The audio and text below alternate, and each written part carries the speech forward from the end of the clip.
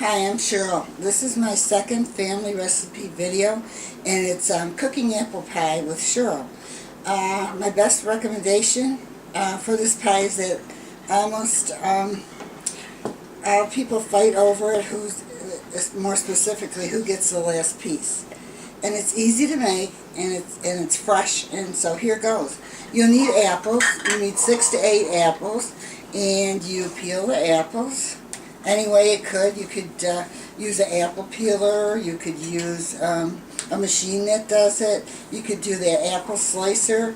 But anyway, you peel the apples, and then you slice them like this, you know, however thick you want them. I usually use Macintosh apples. So there's your beautiful apple, and we already peeled some apples in here just to save time. So that's it. You peel your apples, and then you put 1 cup of sugar, and these are Macintosh apples, so they're kind of sweet. So I'm just going to put a half, and maybe we'll say 3/4. Okay, to that you add your cinnamon, and I don't measure, I just do it by smell. If it smells good, I mix it up. Okay, that looks good. My apples, they're all coated with sugar. Then I do 1/4 cup of flour. That's so that your pie crust doesn't get soggy. People use cornstarch, this, that, and the other thing.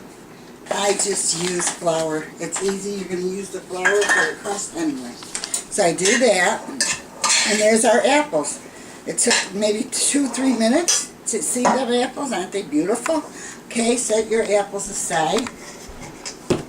And next we're going to do the crust. And the crust is really easy too.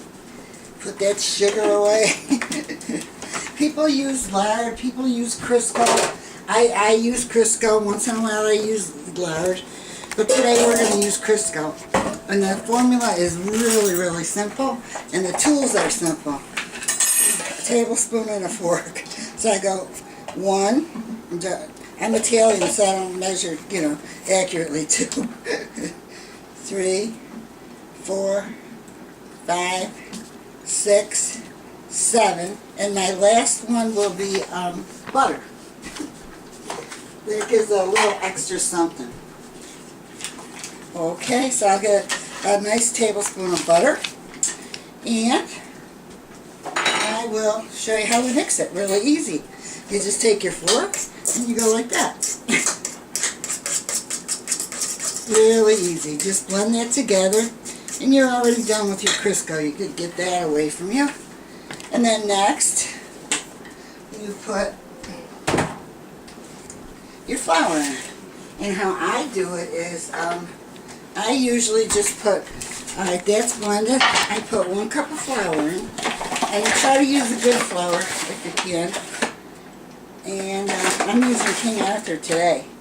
So I put the 1 cup in, and I do it with my fork, like a fancy chef would do with their blender. I had one of those ones. They got all rusty. And so I just do that. Just mix it a little bit. Don't kill yourself. Add your 1 teaspoon of salt. You could just measure.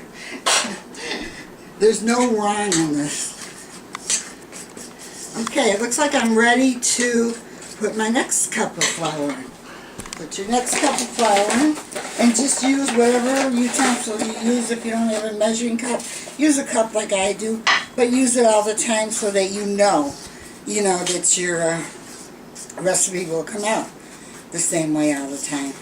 Okay, so we got our 2 cups of flour, a dash of salt, 8 tablespoons of Crisco, but really 7 tablespoons of Crisco with 1 butter. Next, you need some cold water, and don't be afraid to use a half a cup.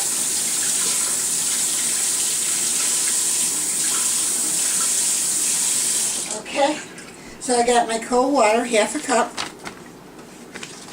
Pour that right in, mix that up. And you want it to look like this. See how it's coming together? I think I'd like it to come a little bit more. I might need to add a couple more drops. One more better than that. A couple more drops of water. Okay. And the next thing that you do is roll it out. and put it together. And you cook it at 350 for 1 hour.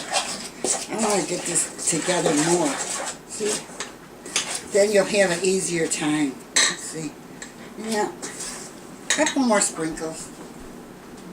And you're going to have to play with it too, because everything's different. You know, if you use cheap flour, it's not going to roll out good. There, now we got it. Look at how it should look.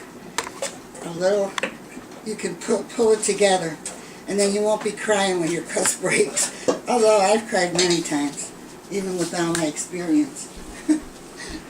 Not really cried, but you know. Okay. We are ready to roll this crust out now. So get some flour and get your rolling pin. Make sure it's not wet or anything. You just get it like, you know, get a little flour on it. And then this you're gonna put it together. Look how beautiful. Is that gorgeous? Gorgeous, gorgeous, gorgeous. And you're gonna have a top crust and a bottom crust. So you need to separate them. And I'll put them on a little flour.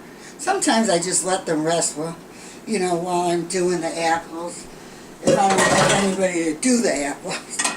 Okay, we're ready to rock and roll here.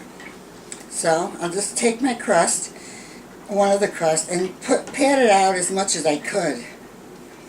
You don't want it to stick. It's a little messy. I usually have my apron on.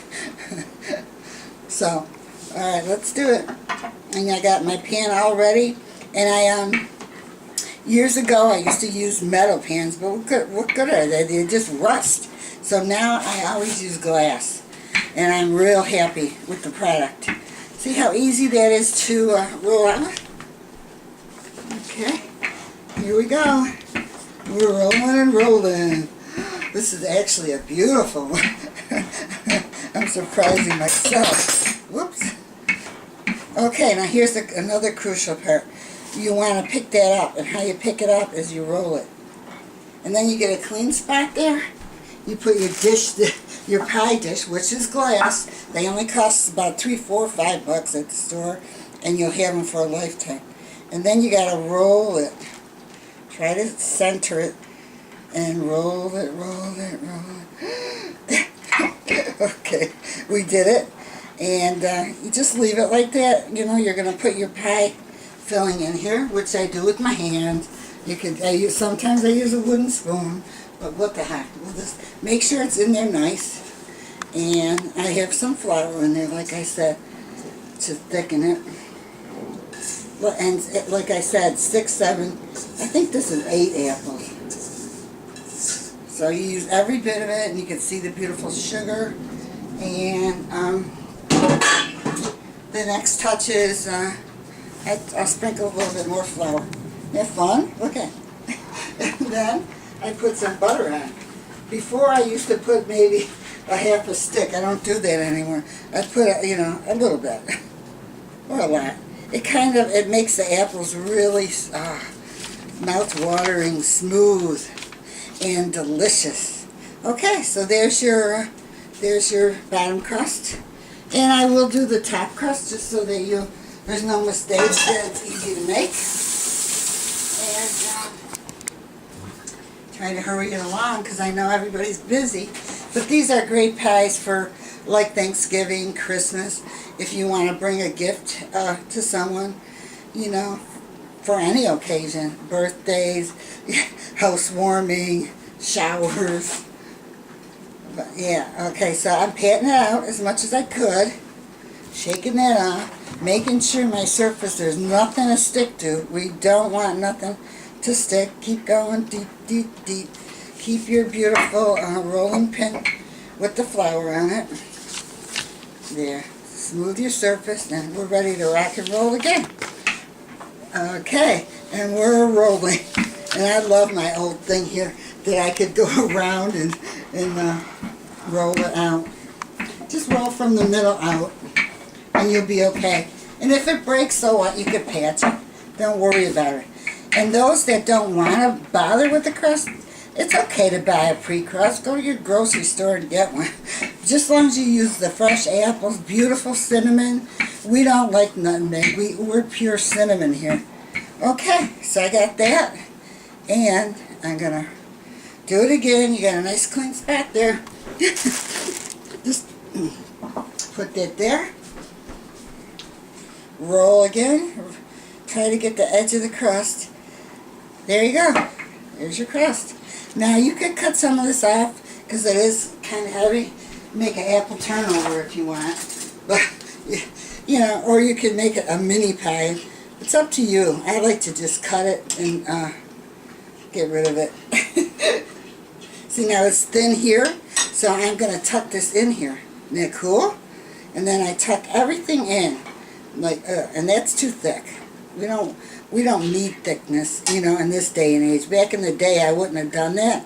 I would have kept that. So I'm tucking everything under, under, under, and under. And then I like to do this. I like to pinch. Can you see that, Johnny? My grandson is my videographer, whatever they call it nowadays. He's doing this video. And it's for family recipes. Because sometimes if you tell someone this, they don't get it, but if they see it, they're more likely to get it. So there you go. And then I would put my signature on it. My signature is a diamond and another diamond within. We're not going to do that because I'm actually going to freeze this pie, and you don't pierce it until you're ready to bake it. And if you were going to freeze it like me, you would put some holes in it and just put it in your freezer, cook it at 400 for 45 minutes. Now, of course, I already have a pie done. I wouldn't do that to you. I just want to show it to you. This, and I do bake it on a pie tin. A pizza tin to keep it nice. And here it is. Here's my signature diamond in there with the little holes. And I know my grandson can't wait to taste it. Okay, remember, $3.50 for 1 hour for the unfrozen pie. Okay, thank you for watching my video. Bye now.